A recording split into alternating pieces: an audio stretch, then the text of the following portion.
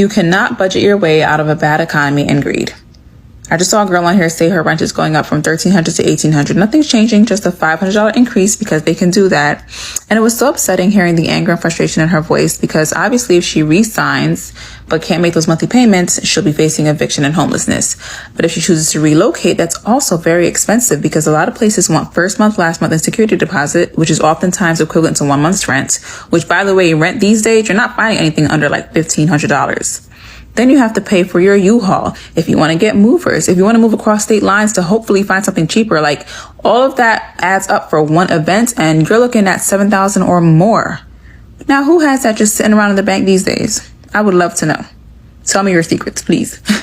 But it's just scary. Even private landlords are being impacted because their property taxes are going up. So now they have to up the rent on their tenants. And I just want to know, where do we all fit in this system? What is the angle here for us? And I hate to say this, but I feel like there is no angle for us other than to be weeded out. We're not in the big picture. Our well-being, our basic human rights, food, shelter, that kind of stuff, that's not on the agenda of these private corporations who are upping the prices on these complexes, or the government and the economy that claim to care about us so much. We're not on their agenda. So like I said in the beginning, it's just scary because no matter how you try to sit there and go over your budget and review your monthly statements and try to stop spending here and stop spending there, you cannot budget your way out of a shitty economy and greed. I don't know.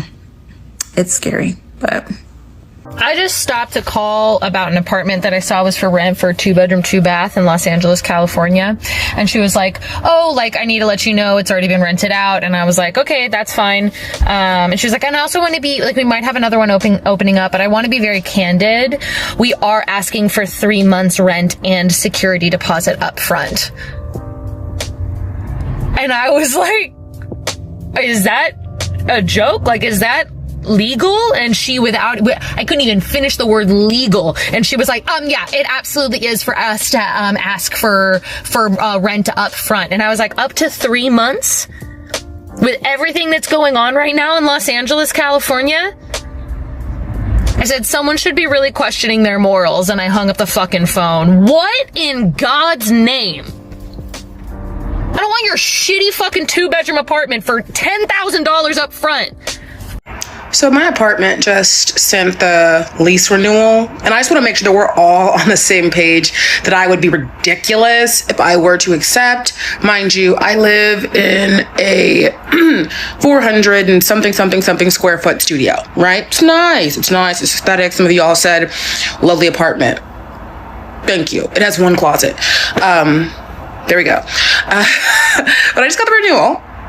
And a reminder, I told you, around somewhere in the 400 square foot, right? They increased it $400. $400. The gym downstairs, through all the 3 treadmills has something wrong, or 4 have something wrong with it. The entire time that I've lived here, one of them just broken the entire time. But I'm okay I can look past that. But $400 for 400 square feet, make you on the same page that I probably should renew my lease, right? I should start looking. I live in Boston, so you know it's already expensive, and I don't really want roommates, so that's just not gonna happen. My budget really is underneath 3K, like 3K and below. With this, it would be above 3K. It would be a few $100s above 3K. So just making sure that we're on the same page that I should not renew my lease, right? Yeah? Okay, so just wanted to check in with that. Like, put your comments down below. How are your renewal contracts looking like? Feasible? Impossible? Silly? Ridiculous? I just want to know, what's the temperature like? Because, like, do they not know this economy? Like, this is... I'm confused. My confusion is confusion. That's all. Let me get my moving boxes, because we're not staying here. What you mean? I just paid an application fee of $75, $50, whatever it is, and you telling me y'all gonna deny me and I can't get it back? Like, I really want to know who came up with that idea. Before you even actually get an apartment, you done spent over $1,000+ simply just on application fee. Why is that even a thing?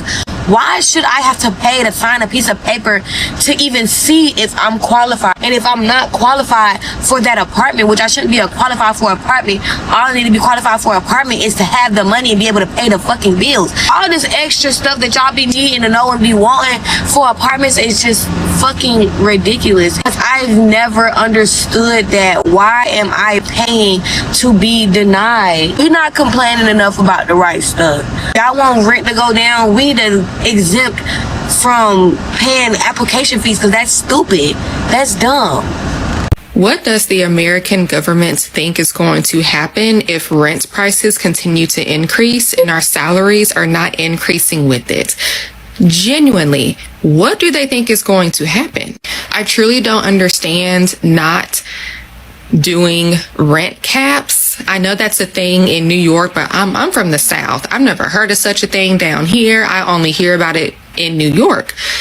That needs to be instituted nationwide, and it needs to be by state, by square footage of the apartment, how many bedrooms, has it been updated, things like that. Because the thing that doesn't make sense to me is I'm in the same apartment for years. You're not changing my carpet. You're not painting any walls in here. You're not giving me new appliances, and you're increasing the price of staying here every year, but nothing is changing. Like, I would wholly respect it if you renovated my place and made it luxury and then increased the price. I would get that. I would respect it, but nothing has changed and you're increasing the price on me. I don't understand, because eventually now I'm lucky that I have been in a place that has been increasing for the past 5 years that I've been here, but it has not increased outrageously. And I believe that is because of when I started living here and the fact that I stayed with them. They're choosing not to raise it outrageously. What happens if I continue to stay here 10 years from now?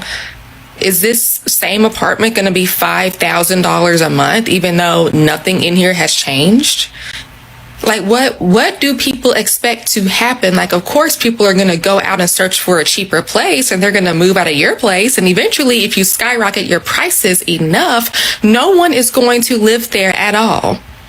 No one is going to live there because it's not going to be affordable. So what do people think is going to happen when you continue to increase the prices of these things and no one's salary or nothing about the place is changing? Like, it sounds like a rhetorical question, but is there actually a business person, someone out there who knows the logic behind this and knows, like, this is the end goal? What the heck is going on? I'm touring apartments in Charlotte, and I'm quite literally flabbergasted at the price of these fucking apartments. Like, literally just 3 years ago, I was living in Buffalo, New York. Granted, it's Buffalo, New York, but still, in a loft-style apartment for $875 just 3 years ago. And these apartments are at least $2,200 a pop. I get it. Like, you can maybe find a place that's like $1,400, but it's not going to be... Like, it's just a comparison, right? Like, I was living in a loft-style apartment before for $875. And these apartments, that same kind of apartment right now, is damn near $2,200, $2,300, $2,400. I need to understand. And I just feel like they're building so many apartments. I get there's a lot of people moving to Charlotte, but I guess I'm making this because if there are any people in Charlotte who know of a place, because I feel like I'm missing something, there's got to be a place that's still good and cute and affordable. Like, is there any like real estate people on here, or anyone who has like a place that they recommend that I look at to tour? Please, SOS, help. Atlanta is not just scamming with restaurants alone. Let's talk about the other ways they're scamming. Let's start with apartments. So me and my mom went on an apartment tour at these luxury apartments, right?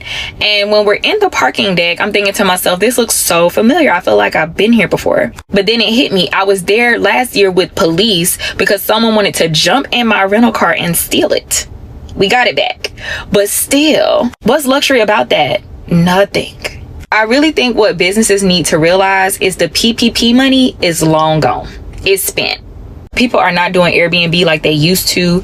Go ahead and drop them prices. And the crazy part about it is these places that I've been to, they will approve people with CPNs, because I know people who make CPNs. Y'all will approve CPNs before y'all approve someone because their credit score is low or because they had an eviction some years ago. That's insane to me. For those looking to move to Atlanta, my suggestion would be don't. But if you are going to move here, then look on the outskirts. Do not live downtown. I'm trying to I'm at that age now. I'm only 21. I'm convinced to get a house, get an apartment. Because why am I spending $2K a month for a 2-bedroom when I get a whole 3-bedroom or $2K for rent? Like, that's no way nowadays. Rent is more expensive in an apartment than in a SFR house. Nowadays, the math is not even math no more. Back in my day, talking about the early 2000s, rent used to be $700, $800 for an apartment. I understand as time go by, everything started to increase. Not to the point where it started to get like this. It's no longer realistic anymore. And mind you, that $700, $800 for rent would be for a 2 and 3-bedroom. Like, I don't even know no more. I pay $2K a month to live here, and this is what my pool area looks like in my luxury apartment.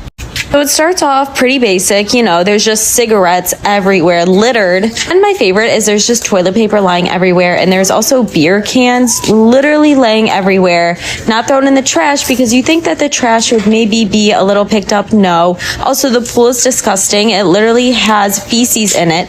There is a piece of bread just chilling on the ground. The garbage hasn't been picked up in weeks. There's again random toilet paper on the tables. There is a poop bag from a dog. There's random noodles in the pool that don't belong to anyone. There's more paper towels just literally everywhere. Another garbage can that hasn't been taken out in weeks. There's random little things all scattered in the bushes. Even outside the pool area, there's garbage everywhere. And then even leading into the pool section, it's absolutely disgusting. The grill area is so foul. There's a corn bag thing on the roof, gum on the table, and yet they expect us to pay $2K a month and they keep raising rent.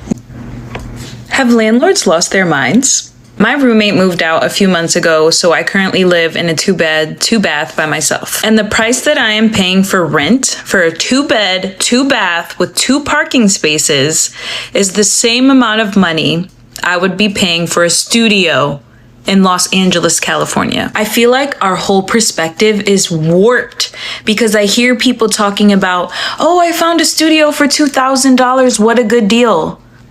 I just can't even process what is happening with rent costs in LA and also around the whole country. How is anybody affording rent? How? So I have no idea how much rent was like a few years ago, but is every 1-bed, 1-bath just $2,000? Or is it just the ones that I'm looking at? Because I genuinely, when I'm looking for like off-campus apartments like near any college, it's like they're literally 1,000 or like 1,800 plus. It's either you pay 2,000 to live alone, or you pay like 600 less to live with 3 other people. 3 other people is insane. And it's not even a dorm, it's an apartment. Why would I want to live with 3 other people? Y'all, I don't know what I'm doing wrong when it comes to buying a house. I have literally paid down almost $9,000 worth of debt in the past 2 or 3 months. I only have 1 credit card that I owe on, and it's up to date. It's current. I'm paying for that. Student loans and 1 car payment. And me and my husband both work full time. He works 40 hours a week. I work anywhere between 36 and 48 hours a week. I make really good money. He makes decent money. I have money in my savings. My credit's decent. His credit's decent. And then I apply for a friggin' home loan and they're like, sorry, you've got to pay that credit card completely off. Excuse me? Like, and I have the money in my savings to pay the credit card completely off, but like, why is it so hard? Like, nobody can have a credit card and then try to apply for a mortgage loan too. Like, I literally have 1 credit card, student loans, which is only like $20,000. And then my car, which is $20,000. That's literally all that me and my husband have together on our credit. Please send help. What am I doing? I have applied at several different places, and every place is like, no, you don't qualify for a USDA. No, you don't qualify for an FHA. No, you don't qualify for down payment assistance. I don't know what to do. Oh my God, I love going to work and working full time and still not being able to afford a house. This whole house buying situation It's making me wish I didn't know no better. It's making me wish that I could erase my memory. I wish I had that pen from Men in Black, because the way that these home prices are set up, because 10 years ago, when I was 22 and I thought that it was my time to buy a house, I thought that I was grown enough to be buying. I was looking, and the same houses that are $385,000 here was $120,000 10 years ago. Like, why am I paying almost $400,000 to still be hood adjacent? Yeah, I know I said I wanted to live in Windermere, but they didn't have nothing less than $400,000. That wasn't a townhouse. And then HOAs. Maybe it's a Florida thing, but these HOAs are like $400 additional dollars each month. How y'all have y'all don't even have no grass. Where is the money going? Now, on the other hand, I could get a new build for the exact same amount of money, but it's 50 minutes outside the city. If Florida already be Florida too hard, I can't risk it. And one of my most fatal flaws is that I have it exceptionally hard, like a harder time than most, doing things that I don't want to do. And what I don't want to do is pay $400,000 for a regular ass house. But I'm from Atlanta, where you could have got the same thing on a basement on 2 acres. I get a quarter of a lot. What am I doing with that? Where's the gonna run? And while I would mentally have a hard time forcing myself to pay this $400,000 house or loan or whatever, I'm also gonna have a hard time paying a landlord $2,000-$3,000, knowing that you're not even gonna appreciate my efforts, because in a year you're gonna ask for more. Can somebody just let me know why finding a house is so goddamn difficult? Like, why do I think I can go into a random field and find a chunk of gold easier than I can find a house in New Jersey? Like, I get it, it's probably just New Jersey being the issue in this situation, but like, goddamn, I'm never gonna move out at this rate, and it's so frustrating. I'm 23. I don't want to have to go to my boyfriend's house every weekend. I'm currently in the process of trying to buy a home, and few things are more humbling than realizing how much house you can actually afford. On top of that, talking to my lender, this man told me that for every $1,000 you put towards your down payment, it takes $6.57 off your monthly payment.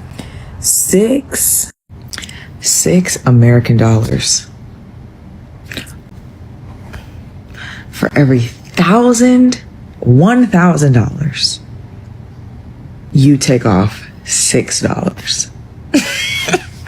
I feel like the housing market right now has the vibe of like Facebook Marketplace 10 years ago when it was actually usable. You know, like the I know what I have people, the people that would post up like a 20-year-old Tacoma with 300,000 miles and be like, I want 10 grand. I know what I have. Serious inquiries only. That's what Zillow looks like right now.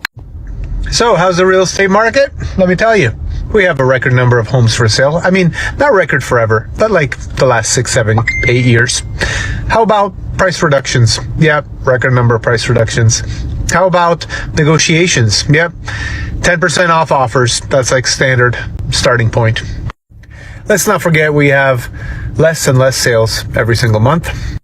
And then, of course, let's not forget that at least in my area, in Sarasota, Florida, we have hurricane season just around the corner. June 1st is when it starts, ends at the end of November. So hopefully we won't get hit. We still have a ton of flooded homes with drywall repaired and just thrown out onto the street. Most of that's been picked up.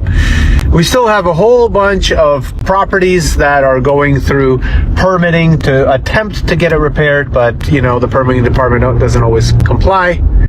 And then let's not forget about all the builders who are definitely like the best deal in town. They are offering 4.99% interest rates and even lowering their own pricing, which is very rare to see both of those in conjunction. But there's like 30 or 40 different communities being built in Sarasota and Manatee County. So that's how my market is doing. How's your doing? I seen a creator on here talking about people need to stop moving and bouncing around. That's why the rent high.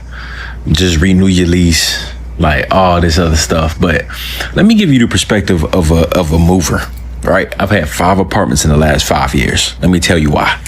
In one of my apartments, my lease was up. They sent me a renewal offer. They said your rent's going up $150.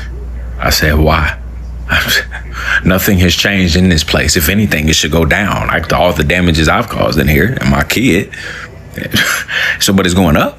They say, yeah, you know, the market, blah, blah. The market. Okay. Do my research. I pull up the website. There's a unit next door available. Same layout, same floor plan, same style. And there's no new renovations. $200 cheaper than what I'm paying currently. Not the new rent. That would have been $350 cheaper. What I have now, it was $200 cheaper than that. But what's the catch? It's for new tenants, new business. Okay.